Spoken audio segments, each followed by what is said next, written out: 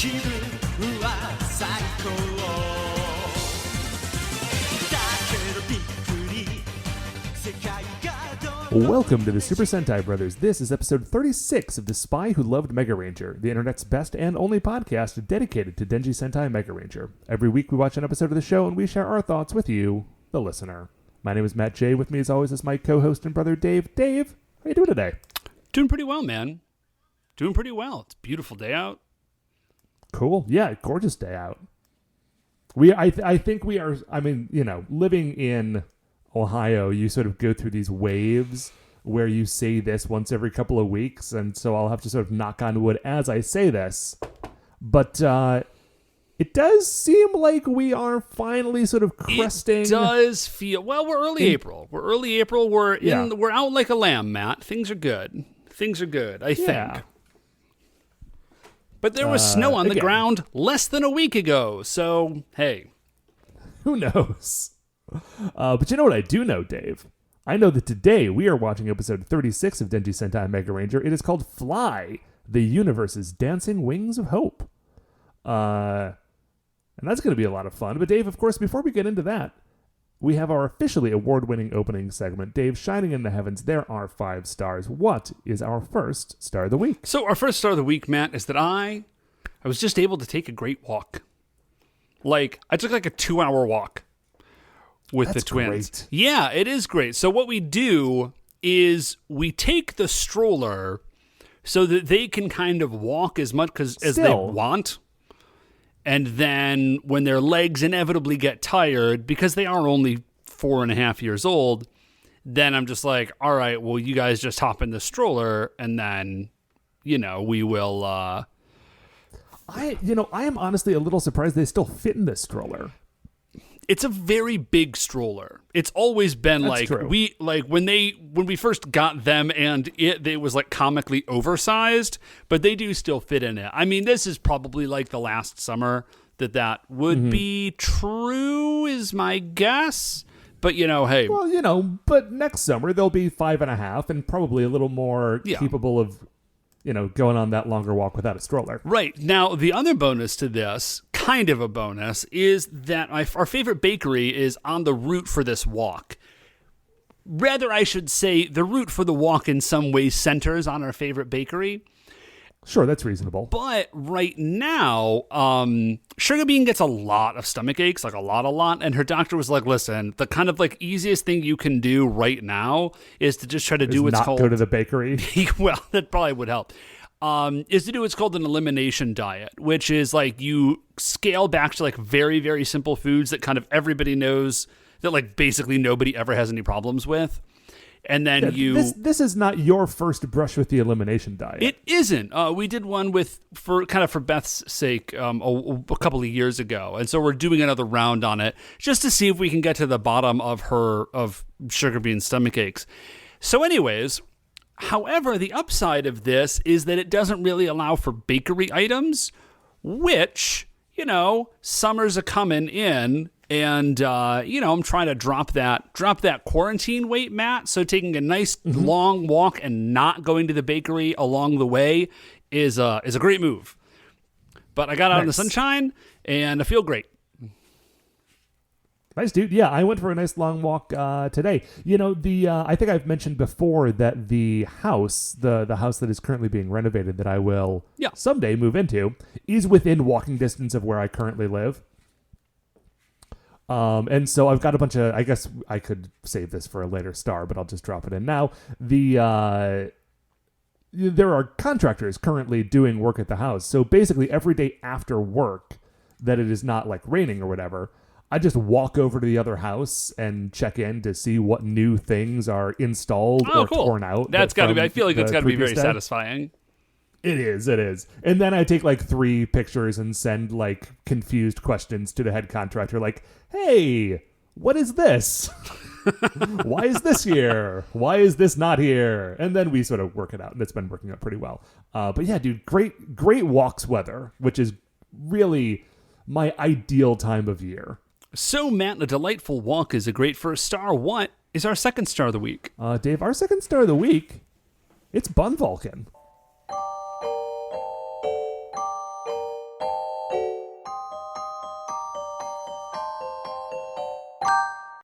Welcome to Bun Vulcan. Okay, so I have sort of been taking a break on the baguettes, and I've been re-exploring the sort of simple, no-need Dutch oven bread that I Yes. started my bread journey with. But now I'm better at baking, and so they're all good instead of only like half the time being good and the other half being like barely edible. Oh, yeah, dude, you brought some over for Easter. They were great. Yeah, okay, so here is what I wanted to talk about. So I brought over a loaf when I came over for Easter, and it was very well received, and I was very pleased with that. But there was a problem with it.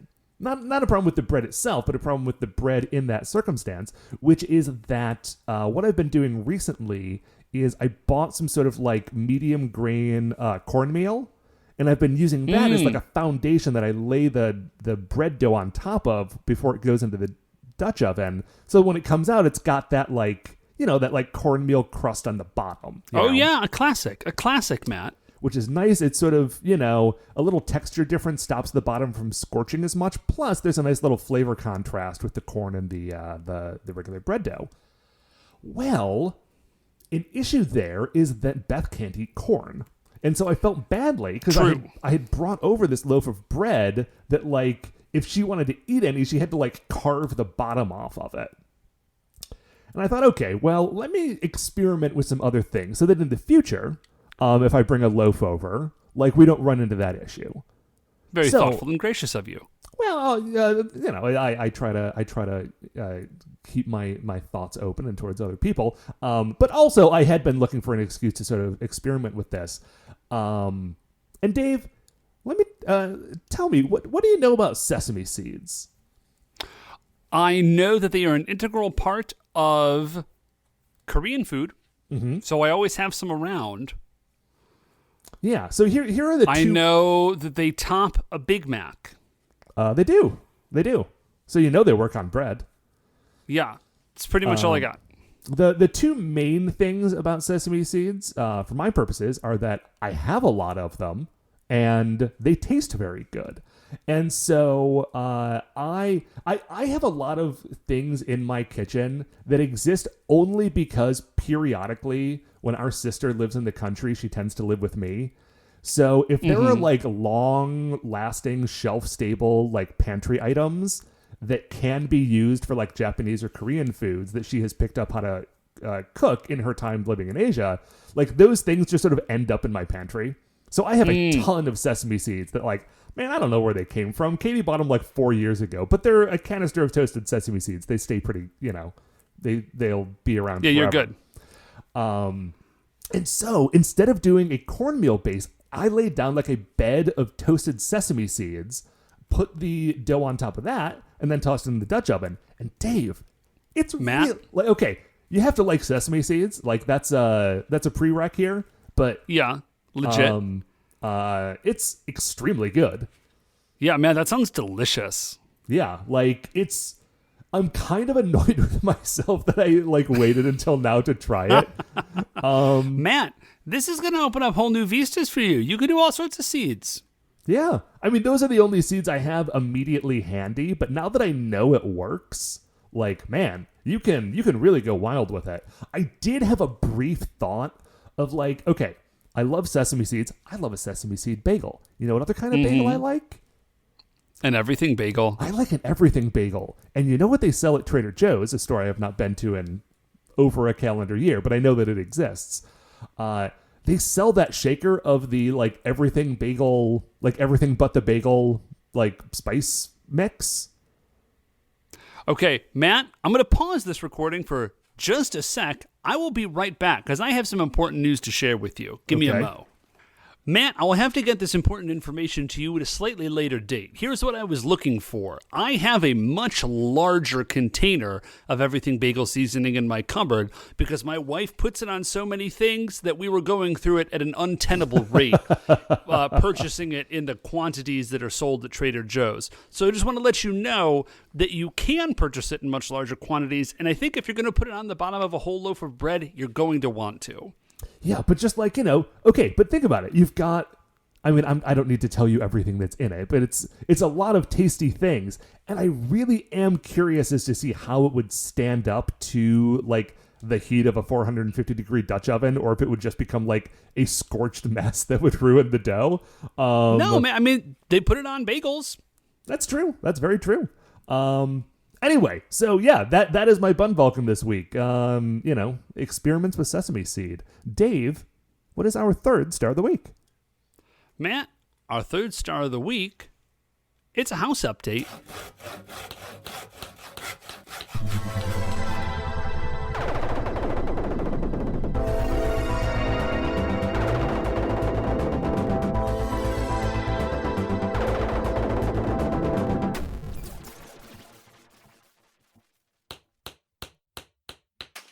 Now, actually, in this case, it's my house update, which is a little bit unusual these days, but true.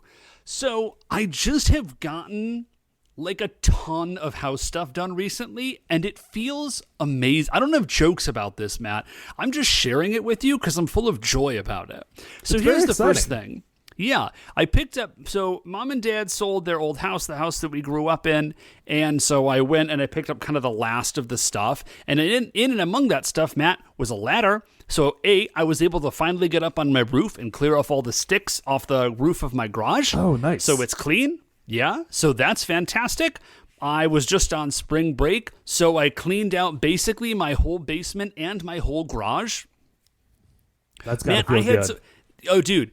I threw out so much garbage that I didn't even do like a purge. I just went through my basement and got rid of all the stuff that was like obviously garbage. Like actively garbage. Yeah, like we don't need to think about this. It's trash. You did not make any decisions to designate new items as garbage. You only found existing garbage. Yeah, precisely. I had so much garbage on my front walk for garbage day. My neighbor texted me and he was like, "Hey dude, are you guys moving?"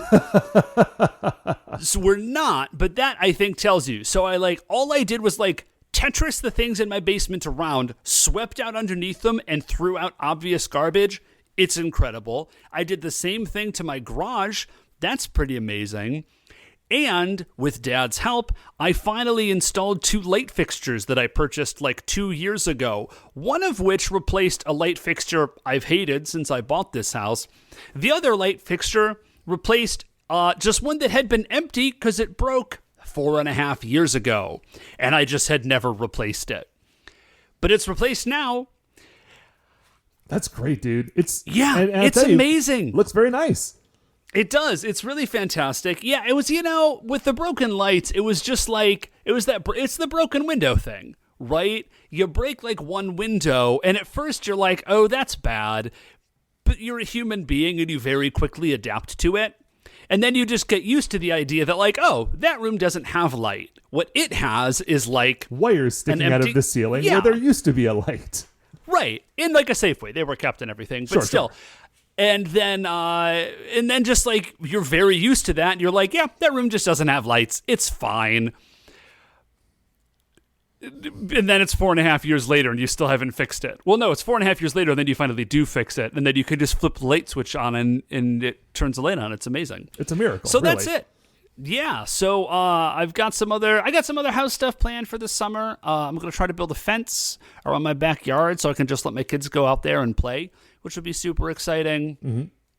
A couple other things. Yeah, I mean, I feel like I should have house updates. I kind of already said it, which is that right now I'm sort of in the contractor zone of like they are tearing down my walls and replacing all of the wires and pipes and like vents. So like once all that is done, I will be able to start doing my own stuff again. But right now, the only thing I do is I just go every day and I look at it and I say, all right, well, I think that's new. And then I go home. Dude, that's totally legit. These projects take a long time. I think if you have that place ready to be like moved in and you do not have anything at your old place, like you're just completely transitioned, I would say by the time fall starts, that's totally reasonable. Totally reasonable. Yeah. Well, I will keep you and the listeners updated. Okay, Dave, what is our fourth star of the week? So our fourth star of the week, Matt, I just listen. Should I even give my standard? I guess I'm about to anyways. The standard disclaimer that I'm fully aware that like everybody on the internet is talking about this, but half of this show is just us talking about things we like also. So Matt, we gotta talk about Falcon Vision. Yes. Falcon Vision, Vision and the Winter Soldier, Falcon and the Winter Soldier. Yeah, initially I wrote it down as Falcon Vision, all one word, because I thought that was a funny joke because we had just come off of WandaVision. And at this point, like, my phone when I type in FALC, my phone just autocorrects to Falcon Vision, and that's way easier than typing out Falcon and the Winter Soldier, so I just roll with it. Dave, this television show, and Dave hasn't seen the most recent episode, and we're going to try to do this in the most non-spoilery way possible. I just kind of want to talk about like the shape of the show and the things that the one thing that bumps out that I really like about it. Well, take it away, man. Dave, this show is Mark Grunwald as hell. Like, have you ever read Mark Grunwald's run on Captain America? I have read big chunks of it, and it's but very long.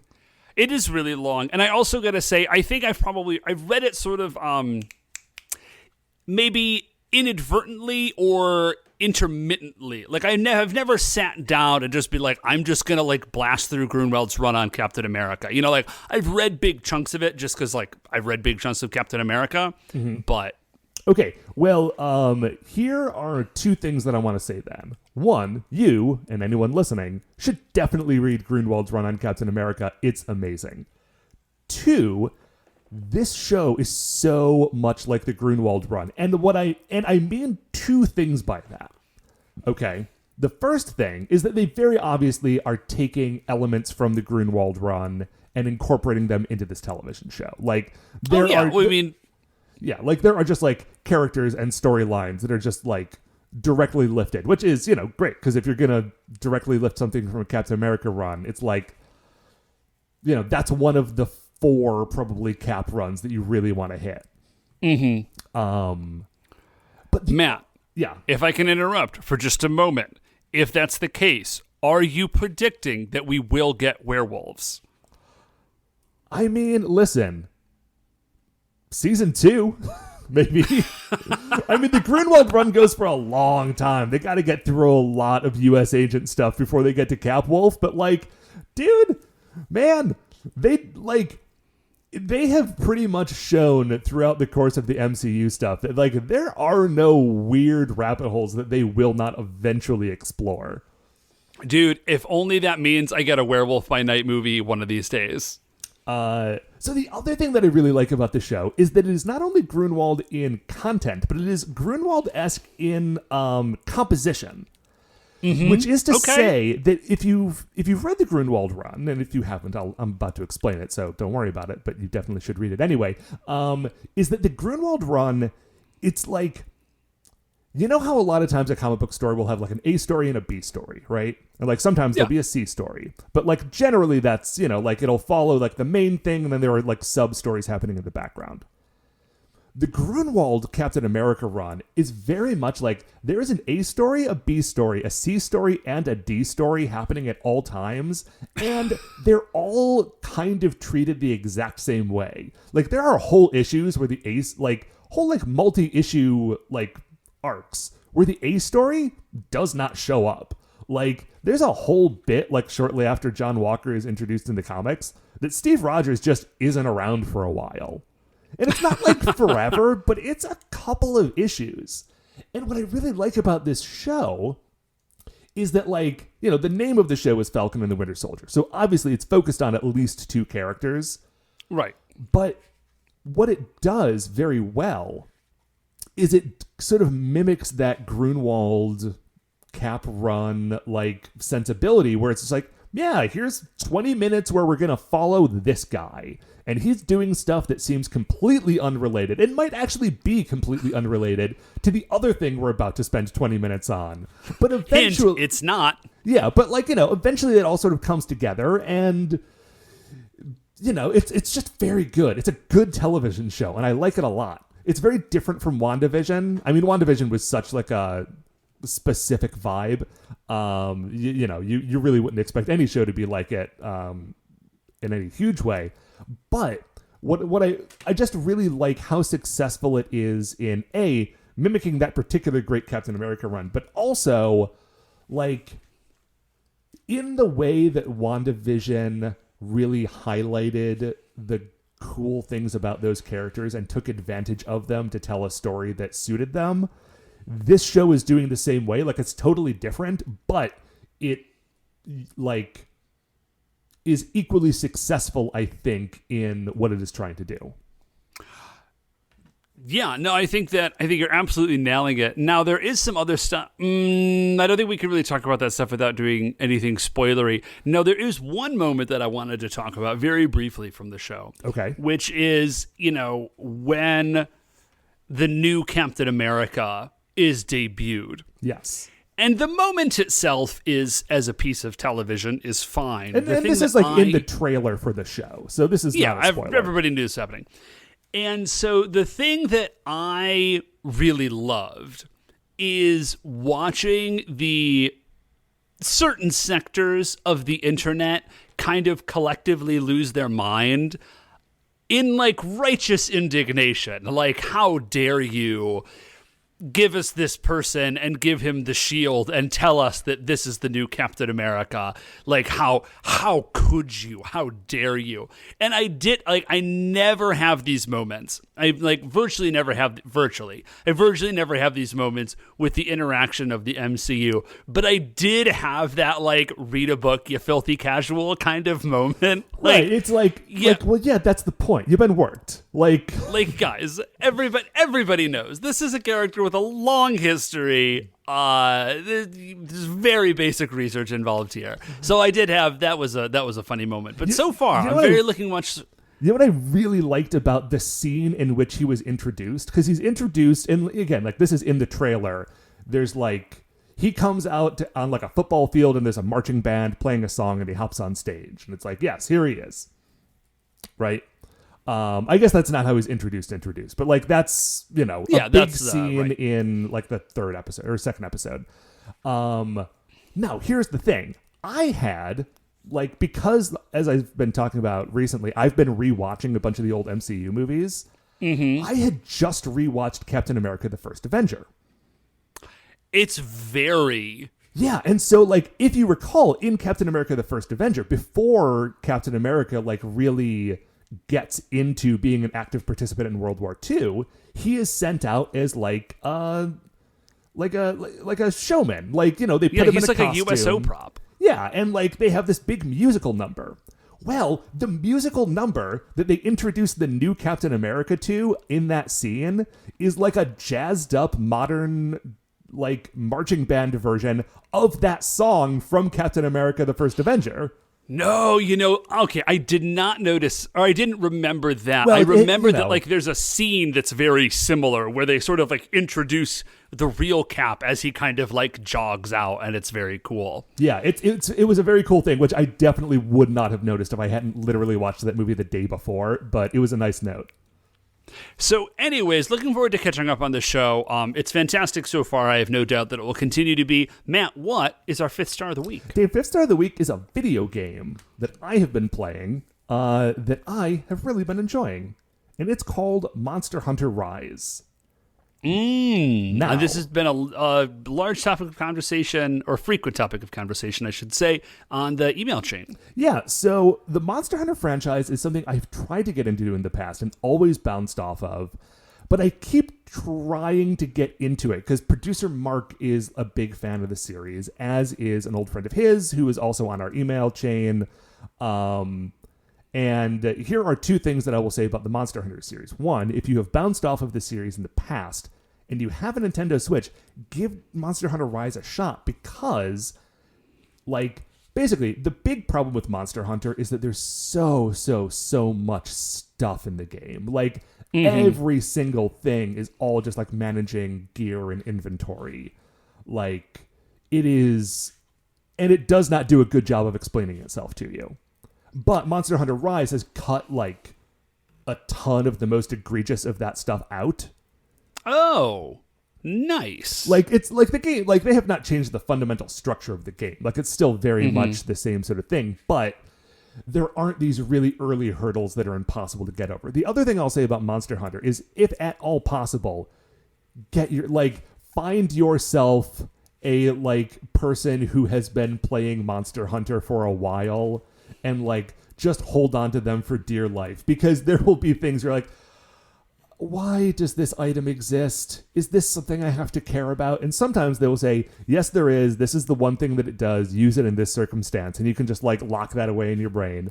And sometimes they will say, no, you never have to care about that particular bug that you can use to turn into a potion, because that potion is only good if you use the gun lance or whatever. The gun lance doesn't use potions, but, you know, like, there's... Yeah, like, whatever it is. That is... Man, I just, like, these days, I just, like, absolutely kind of bounce off almost all Japanese video games. Well, then you would not like Monster Hunter, because it is, like... It's not the most Japanese video game that exists, but, like, as I'm playing this game, it is very clear to me, like, this is a game made by a Japanese company primarily for a Japanese audience that has been ported to America, but has not really, like, they did not go out of their way to, like, make it not Japanese at all. Like, it's just got that, and, you know, like, that's cool, that's great. Like, you know, it's just, like, it's just a different vibe totally of game. Fine. I have just, I had this experience like years and years and years ago when Japan was just like the land of video games, right? Like, just video games came from Japan, and that's where they came from. And I was just like, these games are so great and I love them. And I did love them, you know, no doubt. And then Western studios started really coming in and developing, like, big, I guess, you know, AAA would be the term, like, big AAA video games, but they were Western, and I started playing those, and I was like, oh, no, these are way better. This is much more for me. Like, I just immediately grok this, and I'm more into it. Yeah, I think much more for you is very much the, you know, very much the right thing, because, like, those are games that have been designed by people with a similar sensibility and background to you. You know, like, there's just... Oh, yeah, that's, you know, of course. Yeah, like, there's just... This is not a judgment call. This is purely a subjective, like, I just recognize what I'm into. Yeah, and Monster Hunter has been that way for me for a long time. We're like, man, I know that people love this, and maybe someday I'll crack the code, but, like, it's not this one. And this is, like, the third Monster Hunter game I've tried, and finally, like... I've picked a favorite weapon. I have, like, gotten into a groove of, like, playing it with friends, which is really the best way to play it. I'm a bow guy, by the way, bow and arrow. I started with dual blades, but I'm finding a lot more satisfaction with the bow. It's a little tricky, but once you get over that hump, it feels very good. That's Monster Hunter, Dave, and that is our 5th star of the week. We are going to take a break. We are going to watch episode 36 of Denji Sentai Megaranger. Of course, it is called Fly, the Universe's Dancing Wings of Hope, which is a great title for a fun episode. It was written, as was the previous one, by Yasuko Kobayashi. Its original air date was October 26, 1997. And we are going to go watch it, and we'll be right back.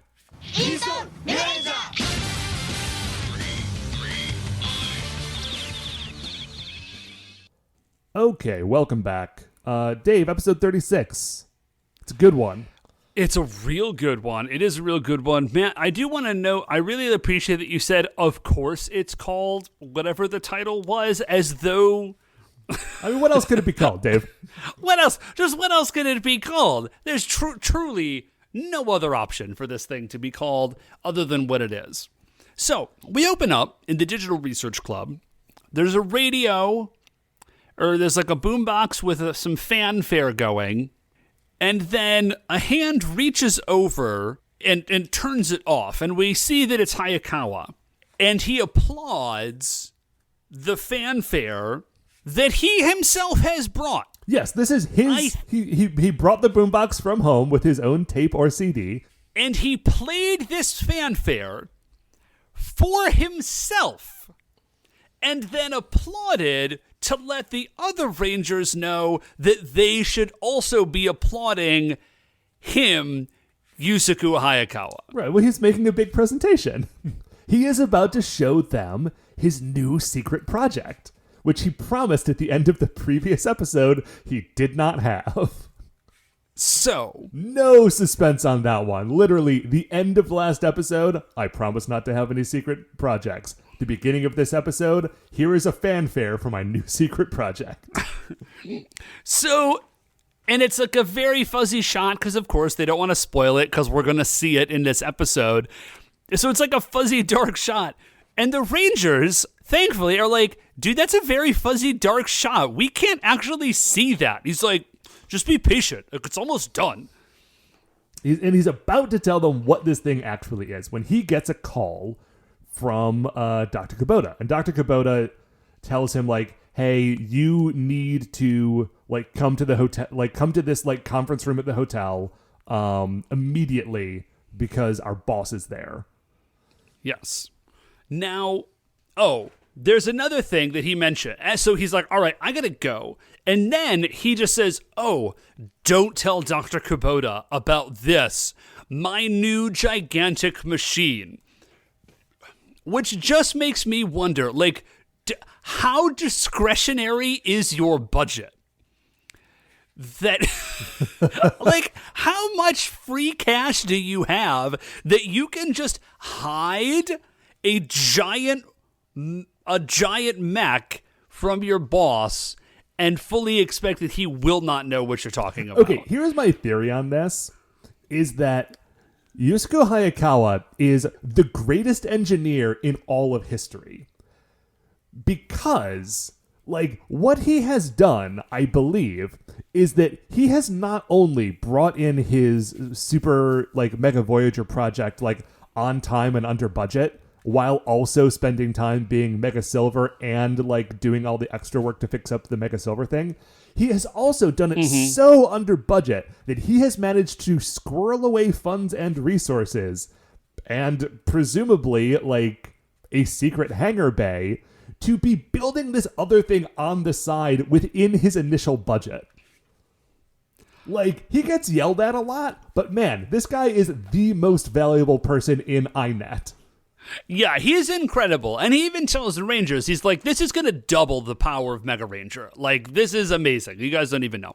So we go to the hotel, and this dude, so this dude's name is Director Kojima, all right?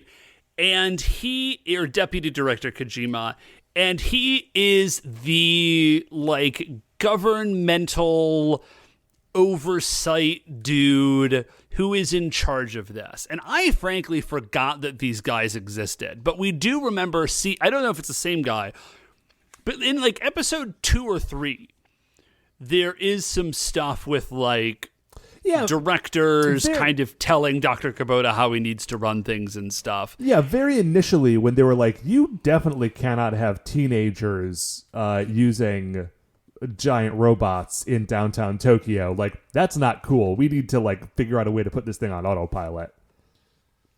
And I think these are, like, this is not the same guy, but he's definitely working in the same office. Yeah, definitely, and for sure. So he is predictably, like, just like unfathomably awful. Like, it doesn't make any sense for this dude to be as big of a jerkwad as he is, and I would say it's insane and inconceivable that anybody would be this terrible, especially when you're dealing with, like, the literal Earth-saving heroes, the Megarangers. But I've worked in governmental jobs before, and it's totally reasonable to think that this dude like this totally exists in INET. Why would, frankly, it's the corest kernel of truthfulness that we've seen in this show so far. That people doing amazing work are just being hindered by, like, needless bureaucrats. So what his big problem is, Deputy Director Kojima, he's like, listen, now that Mega Voyager has been built and has been, like, released to the public, we need to deal with the issue of Mega Silver. And his problem is like, listen, I know that you're Mega Silver, and I know that Mega Silver's been out there fighting, but here's the deal. Mega Silver was never in the initial scope of this project, and it was not approved by, like, leadership, and like the Mega Rangers that are supposed to exist are the 5 Mega Rangers. That's what's like on that's what we signed off on. We did not sign off on a 6th Mega Ranger, so you have to like hand in your super suit. Yeah, he's like, and they're like, this is crazy. So at this point, I think the Rangers bust in at this point. Oh yeah, and they had been like eavesdropping, like they were holding up like stethoscopes and like, you know, drinking glasses to the door to listen in. Yeah. So he's like, we'll figure something else. We don't approve this. We flip over to the Nezare dimension, and our monster this week is Condor Nezalar. And they're like, where is this guy? And then he shows up. And because they're expecting him to just have like gone to Earth and start wreaking havoc. And he's not doing that. And so they're like, what's going on? But Condor Nezalar, I like this guy. He's got a plan. He says, listen, there's more than one way to skin a Mega Ranger. I'm not going to fight them. I have found one of the leaders of INET. So I am going to like go get that guy, and he will form part of this plan that will, of course, end up with us killing the Mega Rangers and being victorious, but we're going to be slick with it. And this is, I really like this because he's called Condor Nezalar, and I always kind of forget what a condor is because it's just like a cool bird name, but like a condor is like a big vulture, right? Like basically, or like they are similar to, at least. Yeah. So like he is a scavenger. He's not a bird of prey. Like he's not going to go in there and attack. He's like, no, I'm going to find like some weak thing and like pick that off. So like he's this big scary guy, but his whole plan is I don't want to fight these people. I'm just going to like take advantage of weakness and like pick them off. Very interesting observation, Matt. That's great. I've watched a lot of these, Dave. So anyways, so that's his plan. So we flip back to the hotel, and the Rangers are like, this sucks. You suck. We're out. We're out. Like, we need Mega Silver. There's no reason for you to say he can't be part of this. Yeah, he is one of us. Quit. We went through this whole thing a few episodes ago where, like, we really got into each other, and, like, now he's part of the team. But Deputy Director Kojima is just not willing to let this beta project go out into a production environment. And that's not great. And so, yeah, like all of the other Mega Rangers are like in the act of taking off their digitizers and like handing in their badge and their gun essentially and walking off the force. Yep. Now, at this point, Hayakawa steps in. He's like, listen, don't do that. The world does need Mega Ranger. Like, you just do your thing, guys. We'll figure it out. So they're leaving, and the Rangers are all complaining very reasonably. And he's like, listen, man, the world of adults is complicated. Don't rush into it before you have to. But, like, just, you know, leave it alone. We'll figure it out. Dr. Kubota is like, dude, Dr. Hayakawa, that was very good of you. You really handled yourself well. And Yusuke was like, well, yes, I'm... in a surprisingly adult manner. Yeah, he's like, well, I'm an adult. You know, I'm a grown-ass man. Like, I can handle my business.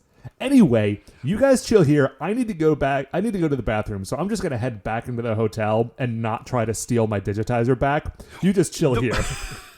The way that he says it is not even like, you guys, I'm going to use the bathroom. I'll be right back. He does the thing that you would expect a literal child to do if they were trying to fake you out about having to go to the bathroom. He is walking with them, and then suddenly he's like, oh, what? I have to use the bathroom. I'll be right back. And then just turns and runs back inside. And as you say, of course, he's very obviously going back to steal the Kaitizer. I'm sorry, Kaitizer. His digitizer has a special name because it's a phone and not a watch. But I couldn't remember what it was called when I was writing my notes. And so I just wrote digitizer and was hoping that you would remember what it was actually called when we got into the episode. I'm there for you, buddy. So anyways, he is sort of sneaking around and trying to follow them. He can't quite get to them till they get outside. But as soon as they get outside, Condor Nezalar is there, waiting to attack Kojima. He attacks. The Rangers go in. They do manage to save Kojima, but in so doing, they leave Hayakawa vulnerable, and then Hayakawa is the one who ends up getting stolen by Condor Nezalar. Which is not great.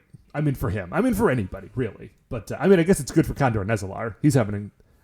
honestly, it's not even super great for Condor Nezalar, because that's not what he was going for.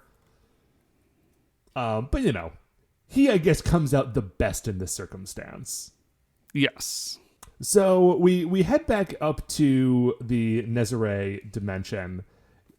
Condor Nezalar has checked in to say, like, hey, I have captured Mega Silver. Ugande says, cool, kill that man immediately. But Condor Nezalar says, like, listen, although I would love to, obviously, hated foe and all, I am holding out for bigger prey. Like, I'm going to use this to have them bring out their giant robots. Then we're going to destroy the robots. And then once they're vulnerable, we can just destroy the world. And it'll be easy peasy. Killer plan. So we go back to Earth. There's a broadcast takeover. Condor Nezalar is like, hey, jerks, I've got your boy. Bring Mega Voyager. And they're about to say, like, you know, like, yes, obviously we have to go. The Rangers do. And then Kojima, in a truly astonishing degree of jerkness, says, no, don't do that.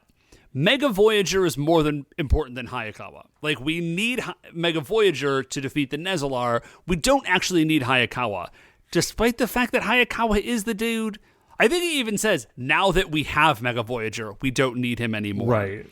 So he's like, we'll just assign someone else to be Mega Silver. Right. Like, if Mega Silver is the thing that you need, like, that's fine. We took his magic cell phone. We could just hand it to somebody else.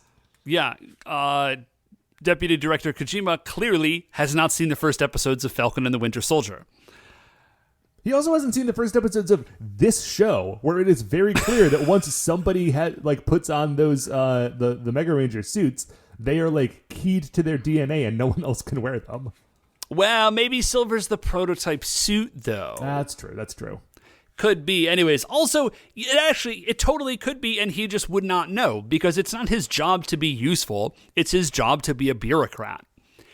Anyways, so the Rangers are just like, F this, we're out. Like, we're going anyways. So they run, and Kojima orders the base sealed, so they can't get out.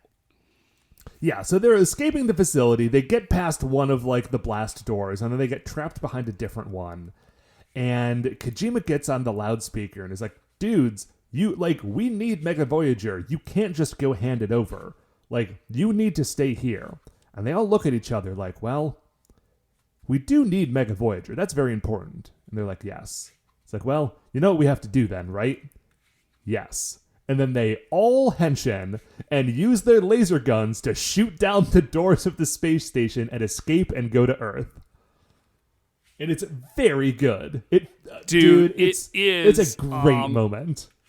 Yeah, it's that classic moment, right, where it's just like, no, we're going to do the thing anyways, and then they do it. So they run down, and they absolutely steal Mega Voyager, and they just go down to save Mega Silver. So I do want to say, I feel like Condor Nezalar has a real flaw in his plan. And the flaw in his plan is this, is he says, you guys come over here in your Nezare killing robot to where I am, but don't, like, drop it off someplace and then leave and then I'll come get it. Like, you bring your me-killing robot to me, and you pilot it. Like, you be in it while it's by me, and then just bring it over to me, the thing it is specifically designed to kill. No, he does have a little bit of a plan here, because he has he's not Mega Silver in the moment. He is Dr. Yusuke Hayakawa. He is all, like, chained up to a machine. And he says, listen, you stand there. I'm going to wrap you up in chains, and I'm going to get real big, and I'm going to punch you. And if you resist, your friend will die. And so they're like, well, we don't want him to die, so I guess we'll just let this big guy punch us. This happens for 2 seconds. And then they break out of the chains and start fighting back. Now, here is what is very cool. Mega Voyager sort of grapples Condor Nezalar, right? Yes. And Condor Nezalar says, hey, no fair. You said you wouldn't. And they're like, well, we've also got a secret plan, which is that we have activated the self-destruct function on Mega Voyager. And if you try to fight back against us now, Mega Voyager will explode and take you with it. Which is not great for Condor Nezalar. I mean, like Ugande doesn't care about Condor Nezalar. Like, he would be fine with Condor Nezalar blowing up right now. That would be a move he is willing to do. But Condor Nezalar himself, not into this plan. Right. Now, he does say, like, he's at least astute enough to be like, yeah, but you'll die too? And the Rangers don't say anything, but they do employ the clever tactic of, this isn't our real body that's become giant, like we're just 5 people inside of a giant robot, and only one of us needs to stay here. Right, so they just leave Miku behind to, like, man the cockpit. The other 4 go down to free Yusuke. Now, unfortunately, there are, like, Kunekune and Ugande's there and Shibolina is there. So, like, there's a fight to get him free. Yeah. Now, the fight is fairly generalized, but there's one beautiful moment that I do want to highlight. Oh, I think I know the one you're going to say. Yeah, and it's this. Shibolina goes... This is that periodic joke they throw in for, like, the parents that are watching this show with their kids. Because Shibolina rolls over, and if you don't remember, she just basically is wearing, like, a very short skirt and, like, action underwear underneath that, right? And so she whirls over, and she's, like, standing over Hayakawa as he's lying down, and she goes, it's a shame. You actually look pretty good from up here. And then he just looks up at her, and is just like, view's pretty good from down here, too. Anyway, she is about to kill him when suddenly the Digitank arrives. Hey, did you forget about the Digitank? I did. It's a tank that they have, which is digital in some way, I guess. Right. Now, I did have a moment, Matt. This is a very good version of this. It is not the best possible version of this, because there was a brief moment when all of the earlier fracas was occurring where Dr. Kubota clearly has, like, run off with the Kaitizer out from under Kojima's nose. Yes. Now, what I thought was going to happen was that Dr. Kubota was briefly going to become Mega Silver. It would be incredible. And I was really, Matt, I was so convinced this was happening. I was debating with myself. I was like, ooh, I wonder if they're going to use the same suit actor and it's going to, like, transform Dr. Kubota into, like, a svelte superhero, or if we are going to get, like, a Dr. Kubota-shaped Mega Silver. I really was split as to which version, but I was totally convinced this was going to happen. So the version that we get is very good, which is Dr. Kubota shows up in their armored personnel carrier with the Kaitizer for Hayakawa. Yeah. But I think you can understand why I'm at least slightly disappointed. Yeah, that makes total sense. But it is still very good because he, like, listen, it's always good when Dr. Kubota, like, puts himself into an action sequence. Like, that's never been bad, right? Right. And he throws the Kaitizer to Yusuke, who transforms into Mega Silver, and now it is on. He pulls out his sword. Ugande's sword has a cool name, and I don't recall immediately what it is. But it's got, like, a bunch of buttons on it, like Xbox buttons. Oh, it's like the Dark Riser or something like that? It's something like that. I feel it's got, like, a 3-word name. I should...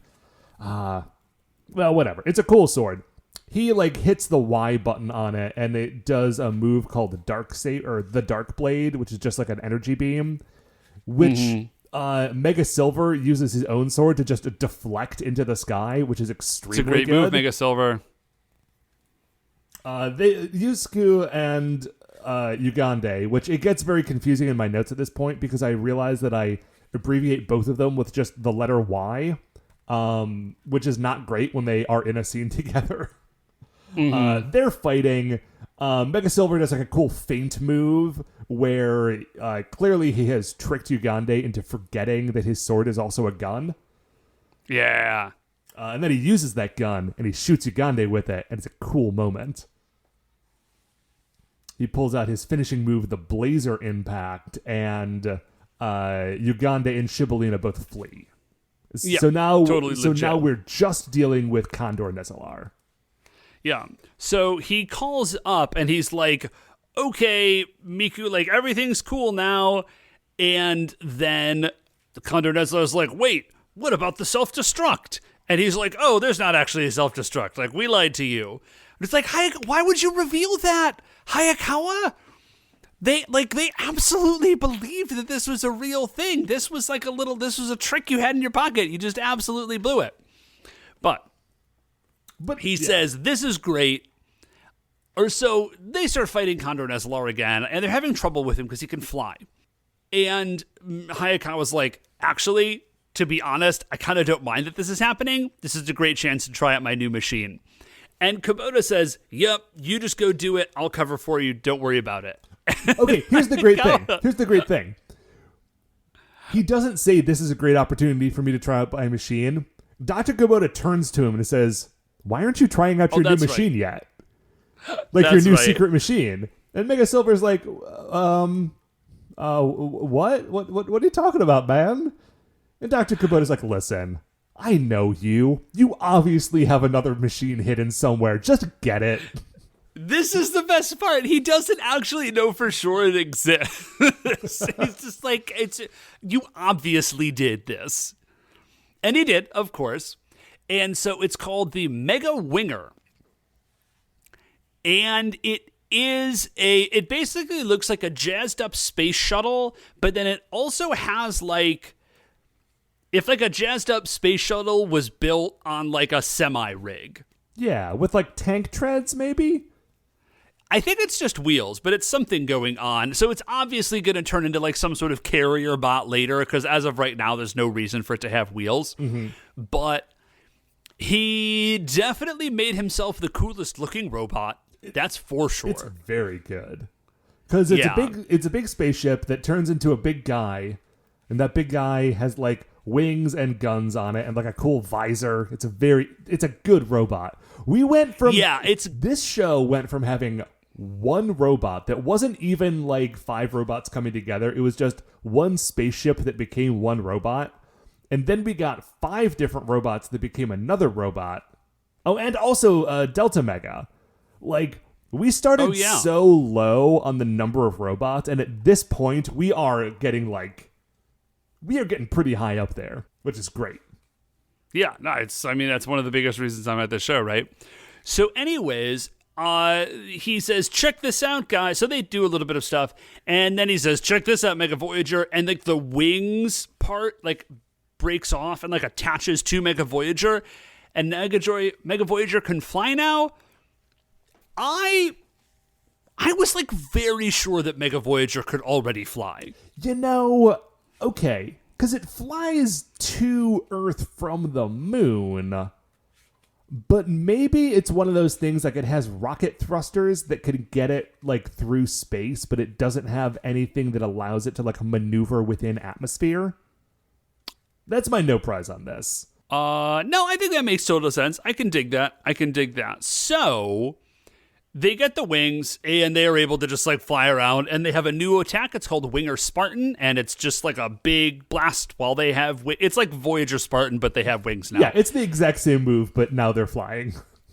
And the wings look very, very good on Mega Voyager, and that's that. It's cool. They kill the monster. It cuts to the staff, all of the INAT staff who's been watching the fight happening. They all, everybody but the boss applauds because Kojima is terrible. But everybody else is thrilled. They all land and they're talking after the fight. And this is the point where Yusuke was like, oh, yeah, this was just a minor addition to the Mega Voyager project. I just sort of worked it in along the side. Which, Matt, come on. You know he's like siphoning funds off of some other thing. Yeah, for sure. Or maybe he's just that good, Matt. I'm so good at putting together IKEA furniture that sometimes I have a bunch of extra pieces. Yeah. That's a joke. I'm fine with it. That is a very fun idea that Mega Winger is just literally made out of spare parts. So Kojima again is still mad at him, and Hayakawa is just like, all right, thanks everybody for support. This is definitely like a no more, like I did the thing I wanted to do, like I'm good. And even Dr. Kabuto is just like, that's nonsense. You absolutely are going to keep doing stuff like this. That's the end of the episode. It was a very fun episode. But of course, Dave, it's not the end of our episode, because first, we need to determine where Condor Nezalar lands in the Creature Royale. So, I like his idea. I think he's got a cool thing. He's got some personality to him. He doesn't look amazing. Like, he looks fine. So, I am willing to give him credit that it's not another mind control scheme. Mm-hmm. And I do really like, if my interpretation of this plot is correct, I do really like that he is like a scavenger monster who is like acting appropriately to his animal type. That's cool for me. Yeah, I think that is very cool. Not since Antlion Nezare have I been so pleasantly surprised by the way that a monster scheme has lined up with its animal type. No, he's not as cool as Antlion Nezare, because Antlion Nezare is our second highest Nezare beast. Mm-hmm. Second only to Neo Bat Nezare, because Bat Nezare really is very good.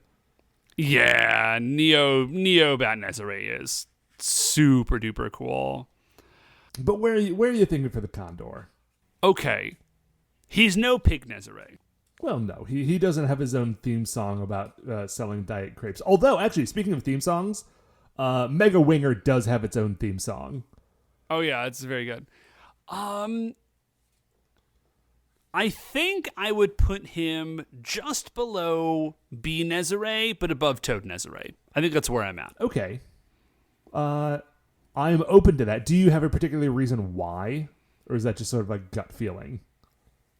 It's sort of a gut feeling. I really liked B Nezare had one of the best mind control plans, and I really liked that.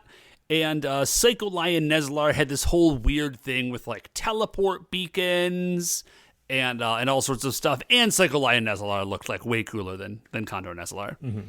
Okay, yeah. I am comfortable with that. If we want to put him at the new number 7 between B Nezare and Toad Nezare. There he is. Cool. And then that, Dave, is going to do it for another episode of The Spy Who Loved Megaranger. Before we finish up here, I'd like to remind you all that you can email the show at supersentaibrothers@gmail.com. If you want to get any updates on future episodes or check out the things that we're talking about on Twitter, we are at Super Sentai Bros. If you like the show, please remember that shining in the iTunes review section, there are 5 stars. If you want to give us a rating or a review on there, that would be swell of you. The Super Sentai Brothers are a production of Retrograde Orbit Radio. If you'd like to listen to any of the other great Retrograde Orbit Radio shows, you can find us all at retrogradeorbitradio.com or wherever you find your podcasts. Once again, we are the Super Sentai Brothers. I'm Matt. I'm Dave. And we'll see you next week for the greatest show on Earth.